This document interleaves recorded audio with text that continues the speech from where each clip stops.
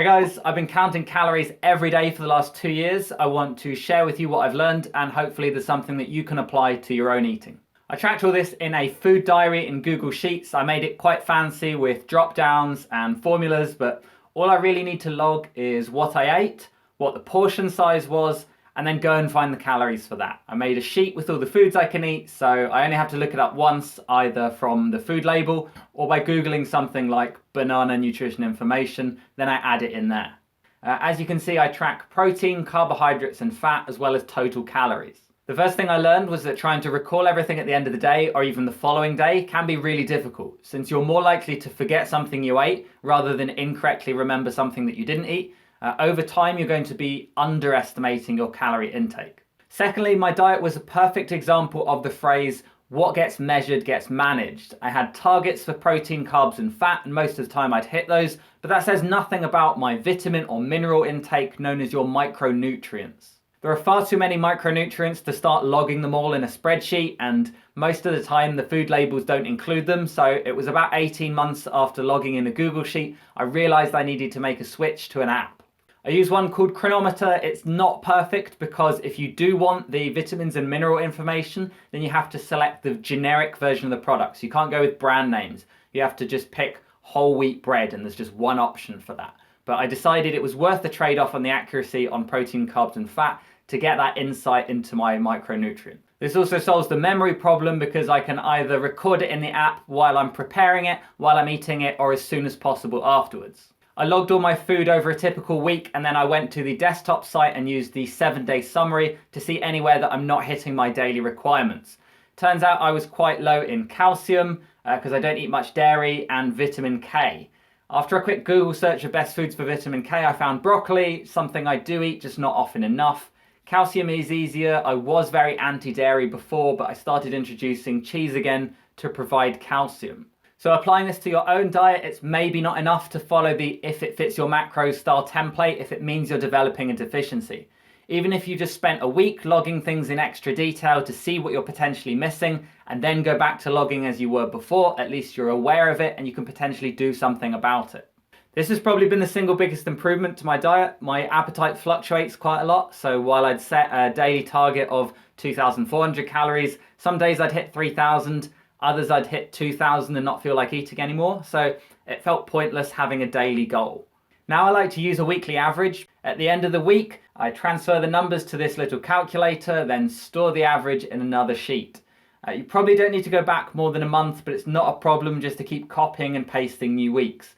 I can use this sheet to make a graph of the last 2 years by week. I can color the calories red with the left-hand y-axis showing average daily calories that week. I weigh myself twice a week and take an average, and I can add that in blue, which will be the right-hand y-axis in kilograms. That's not a typo. I really did average 3,400 calories a week in mid-July. We'll come to that in a minute. Since I'm pretty well versed in how to control my weight, I thought I'd share the 3 states you could be in, starting with weight gain. For the first 12 weeks of 2019, and actually going back to November 2018, I was trying to gain muscle. I did an upper body program involving 100 push-ups and 50 pull-ups every day, followed by another one for bigger arms in 6 weeks. I also did an 8-week leg program, which was body weight, which had some crazy sessions like 500 lunges a day. As you can see from the rise in the blue line, over the 19 weeks, my weight went up steadily from 69.9 kilos to 74.4, a gain of 4.5 kilos or 10 pounds. The average daily calorie intake works out at 2,650. The macronutrients shown there for those interested. My maintenance calories, how many I need each day to maintain that weight, is about 2,350. So to gain muscle, I increased it by 300 calories a day, most of those coming from carbohydrate. When gaining muscle, there's a limit to how much you can put on in a given week, regardless of how hard you train. So I did 100 push-ups a day. If I did 200 push-ups a day, I wouldn't put on twice as much muscle. In fact, my body might struggle to recover from that. I also ate 300 calories above maintenance. If I went 600 calories above maintenance, I wouldn't put on twice as much muscle. In fact, probably the same amount of muscle, and then the rest of it would just be stored as fat. The rest of the year, I'm eating between 2,300 and 2,500 calories a day, and I'm weighing myself twice a week, so I know what that's doing to my weight. In this case, it's keeping it the same. I find this approach much better than some online calorie calculator because I might not fit perfectly into any activity level, and this way I can get weekly feedback about my body. So now if you imagine I take on an extra 200 calories a day, which is a pint of beer or a couple of pieces of fruit, and I don't exercise, my weight would go up the same as it did in the first 12 weeks of the year, except I'd be putting on almost pure fat. That's what a lot of people are unknowingly doing by either eating a few biscuits in the office or going back for seconds just because it's in front of you. Another way my daily average could go up would be if I ate sensibly during the week, but I ate an extra 600 or 700 calories over Friday and Saturday, which would be 3 pints of beer, or maybe eating at a restaurant instead of eating at home where calories tend to be much higher.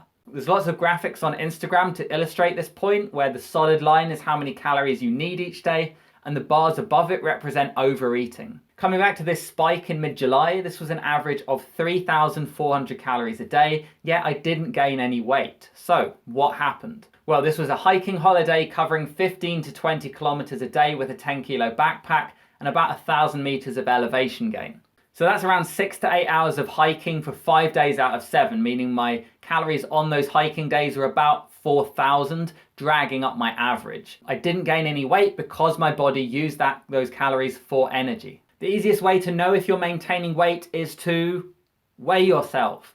To get a spreadsheet going, just weigh yourself twice a week. You'll realize your body weight jumps up and down every few days, but within a month or so, you'll know what direction it's going. For a bonus, you can calorie count. I used to calorie count back at university, then I stopped for a long period, and I'm starting again because I'm finding that it's quite hard to go by intuitive eating, which is just eating based on your hunger levels and assuming that your body's going to balance itself out. That's especially true the more junk and fast food that you eat. I didn't have very dramatic weight loss last year, but I was up at 74 kilos in the summer, and to come back down by a couple of pounds, I ate around 2,200 to 2,300 calories a day. Across 4 weeks, I lost about 1.3 kilos, which is just under 3 pounds. It doesn't seem like much, but 28 days of eating 150 calories below maintenance is 4,200 calories, which is like not eating for 2 days of the month. The advice I absolutely despise is to reduce your intake by 500 calories a day, because as disciplined as I am, I can do that for 2, maybe 3 days until I get incredibly hungry and I end up binging. So there are people out there who think they're a failure because that happens to them, and they can't effortlessly hold a 500 calorie deficit for months on end. In 2018, I did a 10-week six-pack diet that involved getting that calorie deficit gradually. So I would have 2 weeks at 2,150, then a week at 2,050, and then every week I'd drop it by 100 calories a day until I got to 1,800, which I held as the weight came off.